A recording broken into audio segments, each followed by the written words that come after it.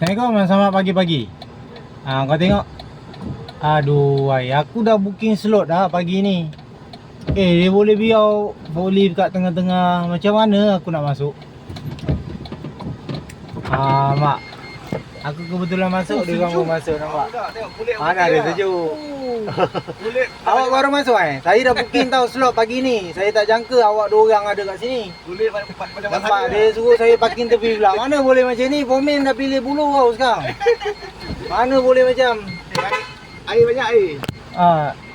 Jemputlah, silalah. Itu untuk tetamu jemputan. Saji jadilah. Saji.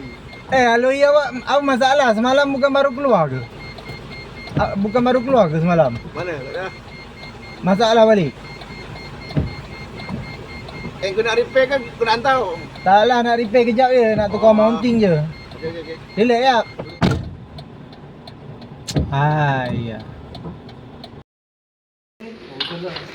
Ni bau apa ni?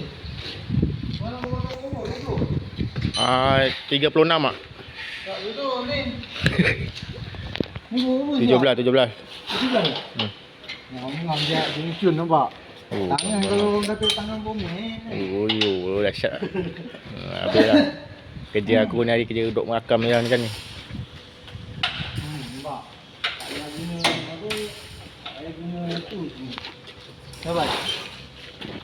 Ibu kerja 15 minit ya. Jauh apa motor. Baik. Dapat. Roger.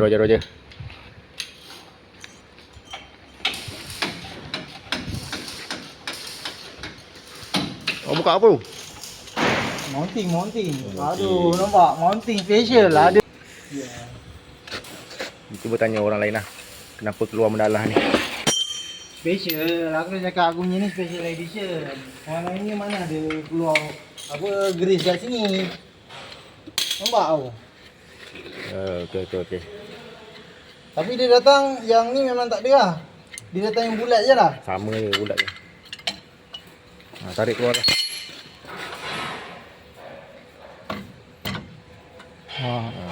Barang baru dah kat atas meja. Nombor kat meja. Bawa sini. Cantik.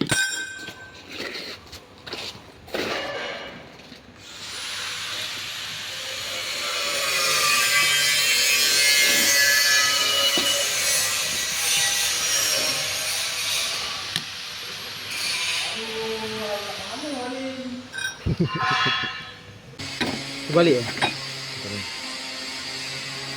pelik tu, tak pernah tengok dia keluar minyak kat sini, mounting.